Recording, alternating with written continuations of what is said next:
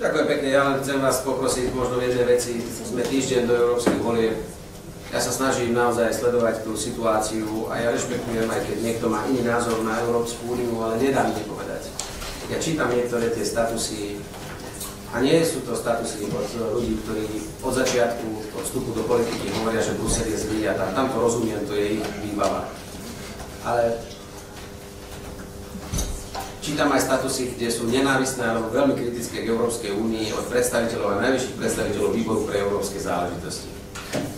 Ak niekto má taký zásadný problém, že úniu nazve bandou lúzrov, že ju nazve neviem čo, že je to absolútne antiľudská, antisociálna, neviem aká vec, tak potom treba fakt zvážiť, že či človek radšej chce zostať v Európskom výbore pre európske záležitosti, alebo ja neviem, a prepáč pán predseda, ale ako predseda vlády, ktorý je zodpovedný za zahraničnú politiku tejto krajiny a za to, že sme členskou krajinou Európskej únie, čítať z úst predsedu výboru pre európske záležitosti a nie jedno v akom to bolo kontexte, že je plná nenávisti voči našej kultúre a Európe, že odpudzuje ľudí a Slimhouse je len kaviareň, že nemá nič spoločné s pracujúcimi ľuďmi, že je to len banda lúzrov, že ľudia majú EÚ plné zuby už a neviem čo všetko, tak mi prepáčte, ak takýmto štýlom my chceme podporiť občanov Slovenskej republiky, aby dôverovali projektu Európskej únii, aby išli k voľbám, aby išli k voleným urnám,